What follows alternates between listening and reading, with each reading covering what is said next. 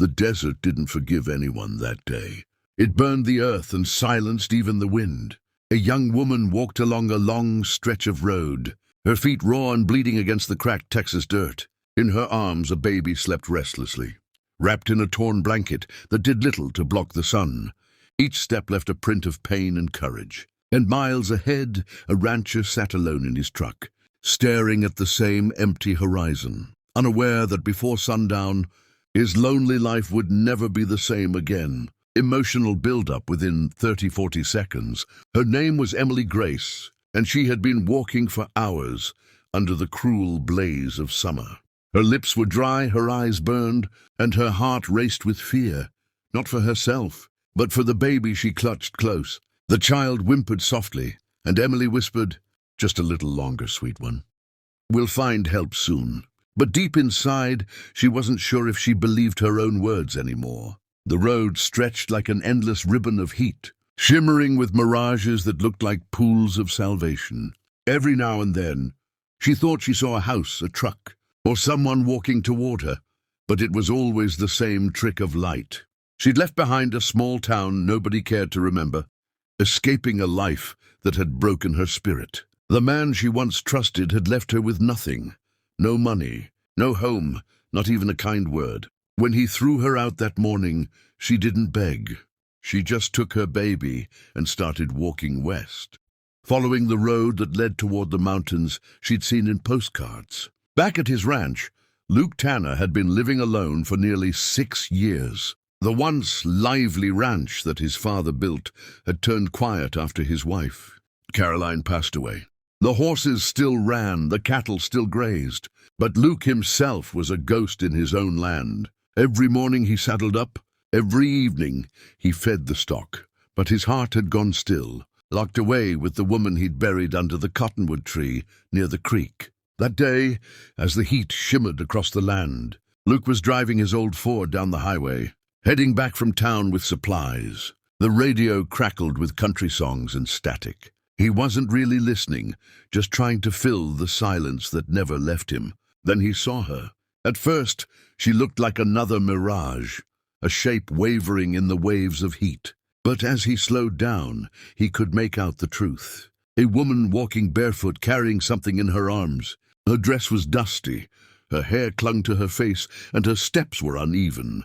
He pulled over, dust swirling around his tires, and opened the door. "Ma'am?" he called out, his voice half cautious, half concerned. Emily froze, clutching her baby tighter. For a second she thought she was dreaming. No one had stopped for her all day. The truck idled, humming like an old heart that still refused to die. "You all right?" Luke asked, stepping out, his hat shading his eyes. Her voice trembled. I just need some water. Please." That was all it took. Something inside Luke, something buried deep, flickered to life again. He reached into his truck, pulled out a canteen, and walked toward her. She drank like someone who'd been to hell and back. When she tried to hand it back, her hands shook so badly that Luke caught it for her. "You got a place to go?" he asked softly. She shook her head. "Just away, anywhere but back there." Luke glanced down at the baby, tiny, sweating, but alive. He sighed, scratching the back of his neck. "Well, I can't leave you out here. My ranch is a few miles west. You're welcome to rest a bit, just till you get your strength back." Emily hesitated. Trust didn't come easy anymore. But she looked at her baby, then at the man's weathered face, tired eyes, a rough beard, the look of someone who'd seen sorrow too. She nodded quietly. Luke helped her into the truck. The seat burned from the sun, but she didn't care.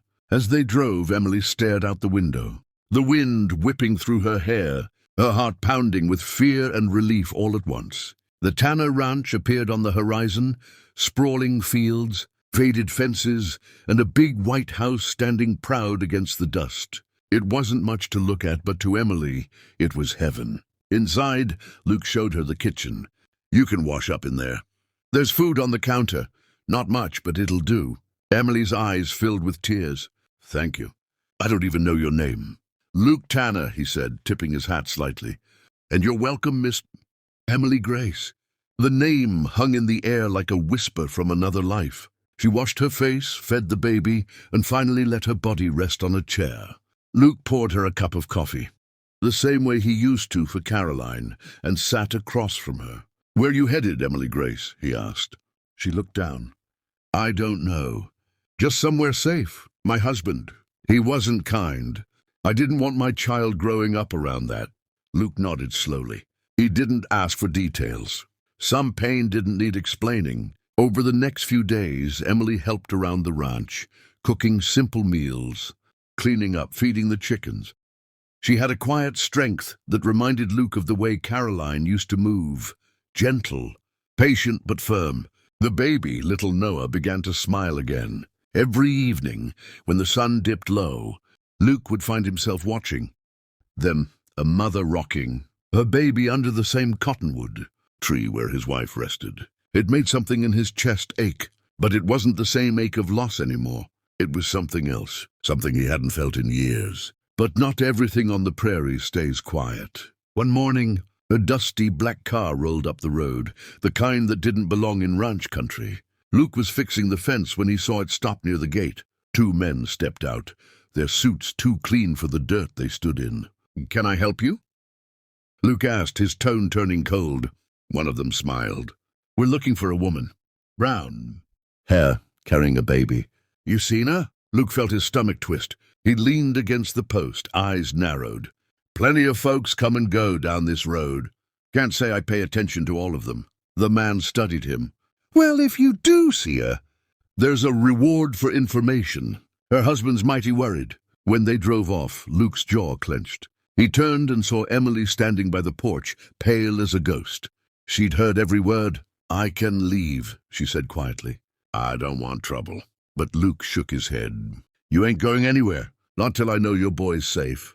The ranch had been silent for years, but that night it came alive again. The wind howled through the trees, the baby cried, and Luke Tanner sat on his porch with a rifle across his lap, guarding two souls who had nowhere else to go. Out there in the dark, the past was coming for Emily Grace, and the man who once lost everything was about to find something worth fighting for again. Sometimes the road of mercy starts with a stranger's kindness, and sometimes it ends by saving them both.